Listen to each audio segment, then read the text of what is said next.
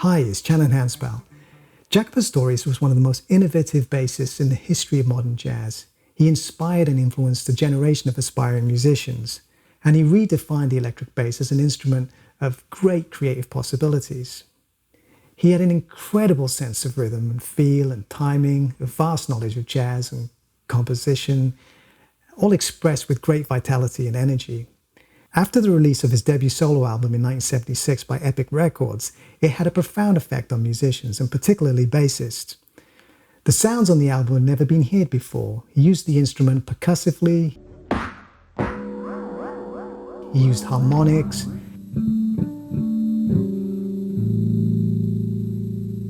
and his rendition of Donna Lee was off the radar.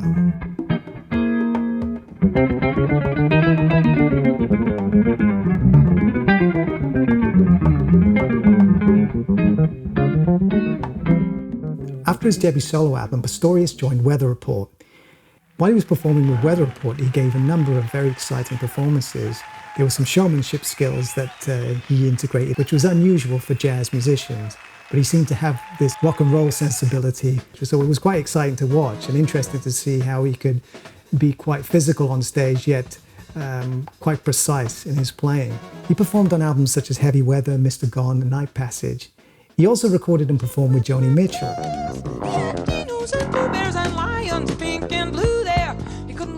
So in this video, we're going to look at the track Teen Town, which is from the Weather Report album Heavy Weather.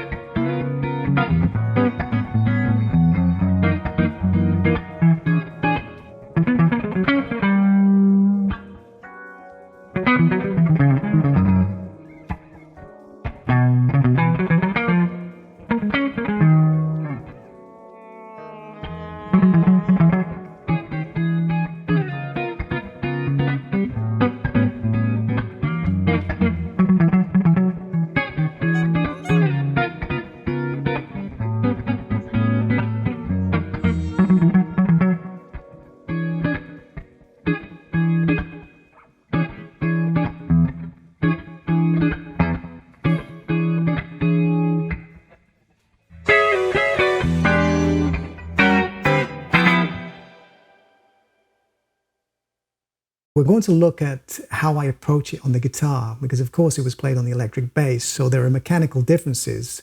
On the bass, he plays it with his fingers, and on the guitar, I'm playing it with a plectrum. So there are a few things that you have to be aware of when you're playing them on the guitar in order to emulate what is happening in the bass guitar. So the piece consists of a series of riffs that are played over 4 chords. The chords are C13, A13, F13, D13.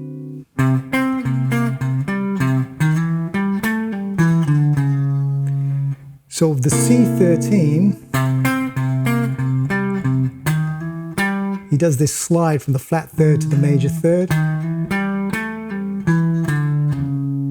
and anticipates the next chord, which is A13. It then goes to A, F sharp, B, the root note, the 6, and the 9. The F13,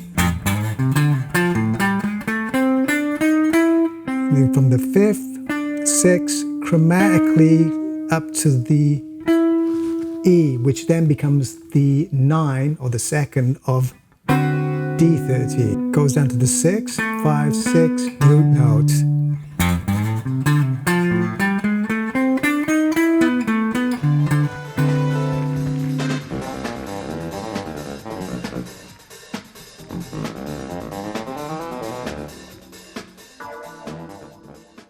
Back to C13.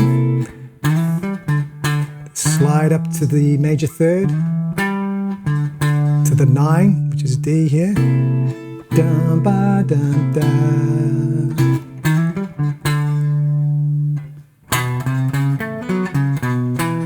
It's a really cool riff, yeah.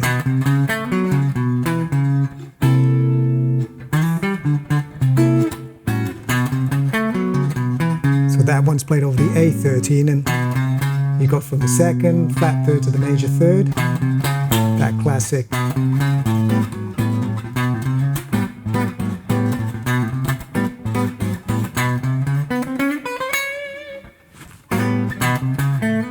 And then he hits the root, the 6, major third, down to the 9, 5th, back to the major third. And then it moves up a semitone. Da. So that's a real nice note connection there. And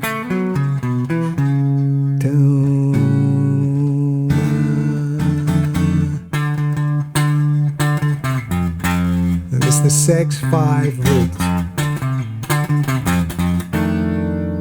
And then to the D13. Now, this goes from the flat 7 to the root.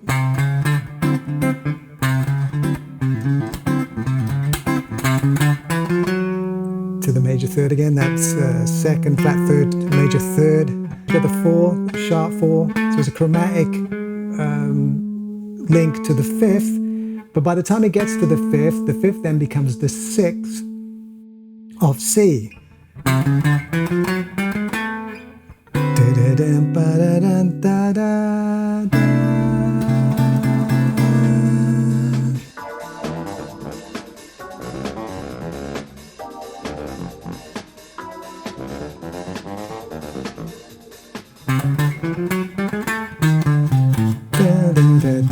And then when he's on the C7 chord, it's that flat third to the 2nd, root down to the 6, that revolving around that.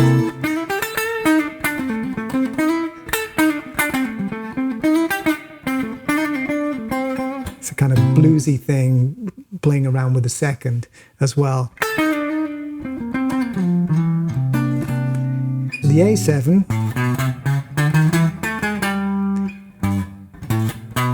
again going from the 2nd flat third to the major third. This happens a lot in the piece. 4, sharp 4 to the 5. A flat to G natural, like the flat 7. But that flat 7 of A then becomes the 9 of F13.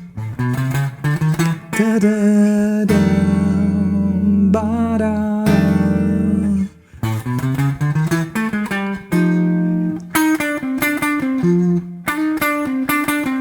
And he's playing off the flat 7 to the 6th, 5th root.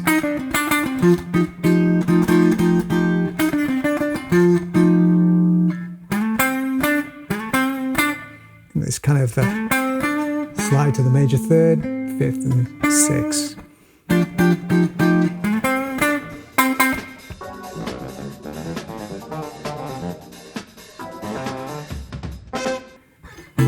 Back to C13. It goes to that really cool little lick there.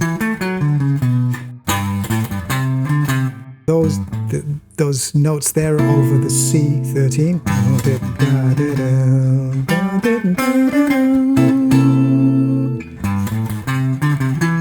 That E natural is still in the C13, but it becomes the fifth of A13. Again, landing on that 9 there over the A13. That happens at the beginning as well. So he's really emphasizing the 9.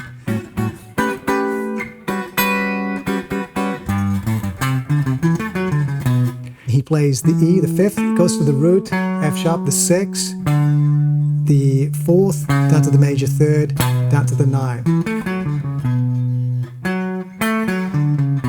And it's kind of outlining a D major 7th over the A13, which is kind of cool because the A dominant chord is the 5 of D major. So he's outlining a D major 7th arpeggio.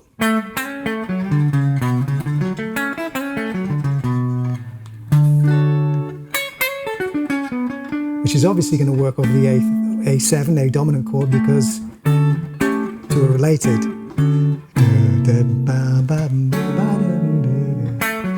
It's a nice little substitution there. And then anticipating the F13, because he's playing the G, which is the 9, and then the E flat, which is still happening on the A, so.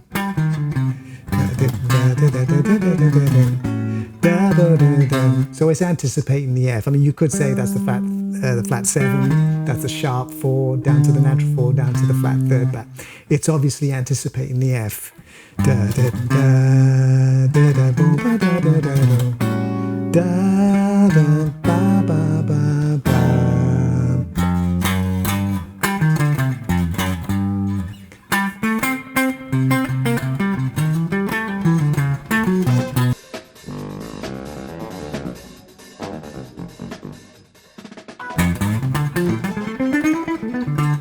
It goes back to the beginning and repeats the same riffs.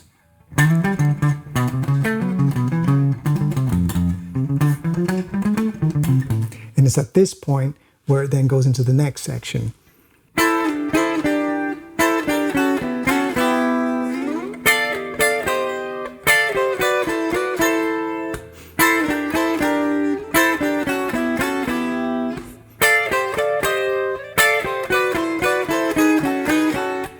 It's here that it modulates.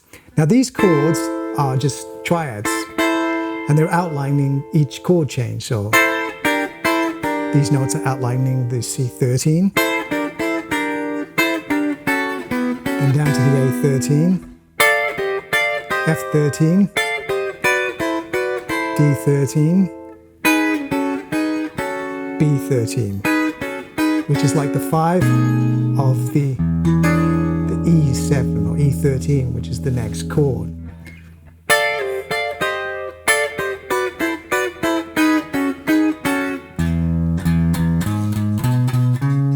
It's a very cliched sounding riff.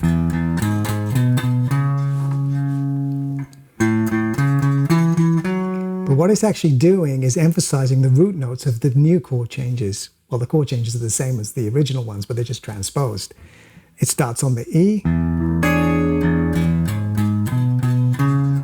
goes to the C sharp, which is the C sharp 13, starts on the A, goes to the F sharp, which are the new chords now.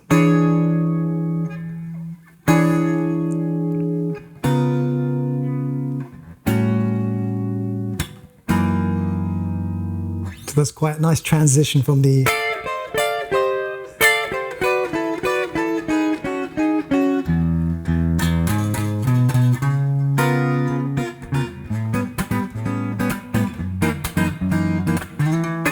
So that goes through, around 3 cycles. After that section, he then introduces some new riffs. The first one of the E13 starts on the root, goes to the 5th, back down to the root, goes to the sharp 4, major 3rd, 2nd, and then hits the C sharp when it goes to the C sharp 13. And then he plays the 6 of C sharp 13, and then the sharp 4 of C sharp 13. So he's implying this.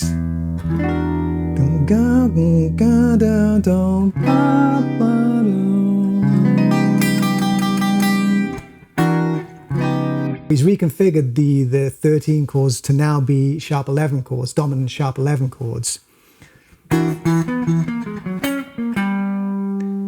And then when it goes to the A13, he plays the sharp 4 of the A13. 6, 9, back down to the 5th, to the flat 7, down to the sharp 4.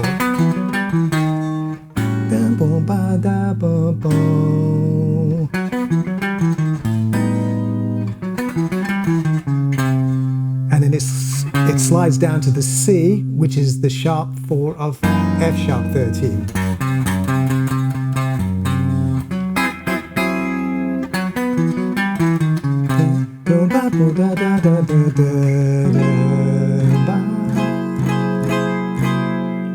It's quite conspicuous because in each riff he's emphasizing the sharp 11 of each chord.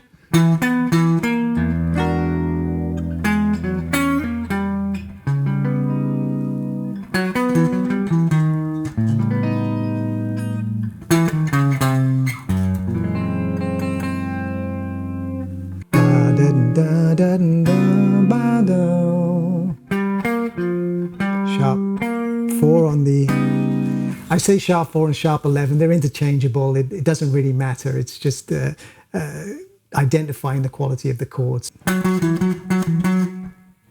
He plays the F sharp down to the E, back up to the F sharp with the E13 chord.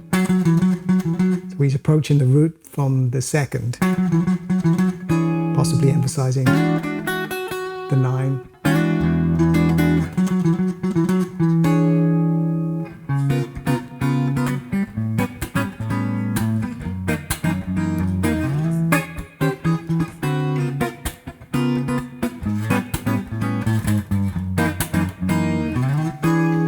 Zovenor plays the last chord and lets it ring out, and then there's a little sort of percussion section there.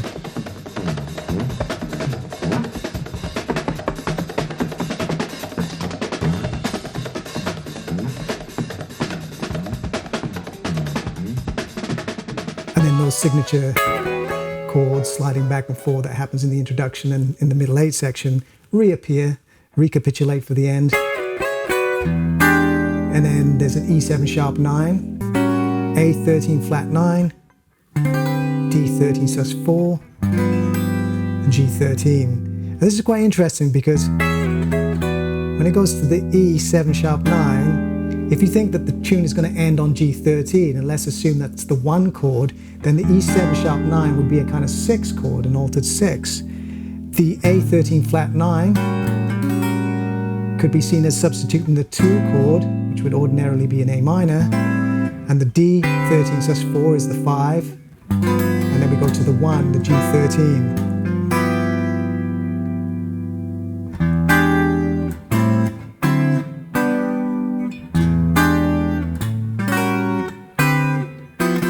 I mean, they're great chords, great substitutions there.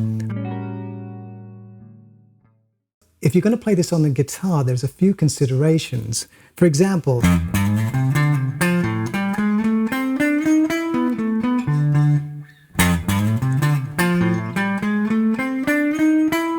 when you go chromatically from the D, D sharp to E, you need to roll your little finger at the point you get to E so that your little finger will cover the 5th to the 6th down to the root.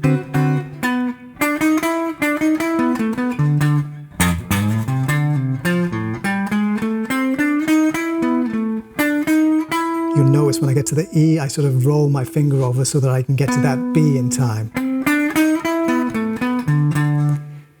And making sure that the fingering's right, because there's a big leap there. It's a leap of the major 6.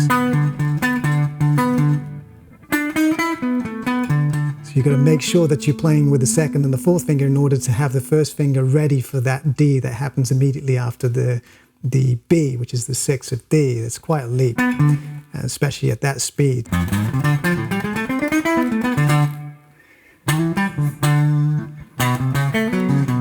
And here,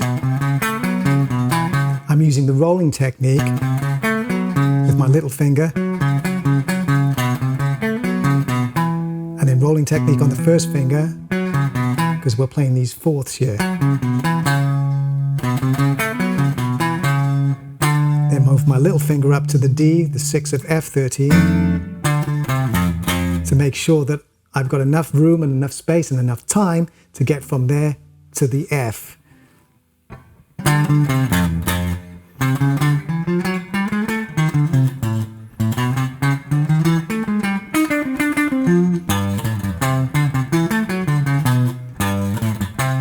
So I'm playing this with my 1st and 2nd finger.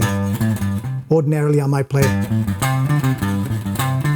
but I've got to play it with my 1st and 2nd finger, primarily because I have to go here.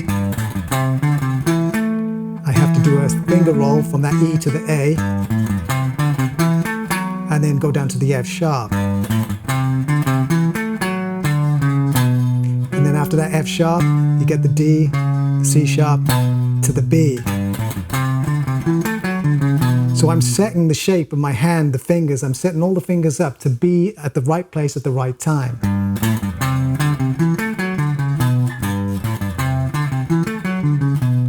So it's easy for me to navigate the whole riff just by having that position there, just merely by playing this, the first part of the riff with my 1st and 2nd fingers.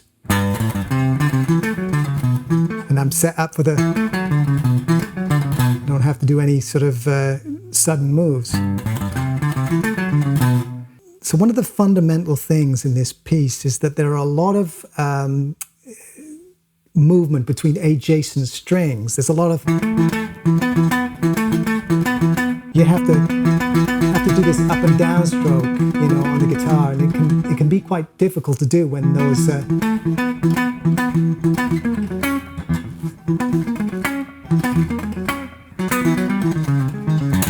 it's very it's a real workout, and it's around about 130 BPM on the record. But I saw a version of Weather Report playing it live somewhere, I don't know, saw some video, and they were playing it a lot faster. And of course, Jaco was nailing every note. It was just incredible. But Zolvanol was also playing the riff, the bass riff on the piano, or the keyboards as well. It was quite impressive. But anyway, it's, like I said, it's a workout. It's and it takes a little while to get those notes into your fingers, but it's a really great way to improve your dexterity, to improve your technique as a bassist or as a guitarist. So hopefully some of these pointers have been useful to you. Thanks for watching.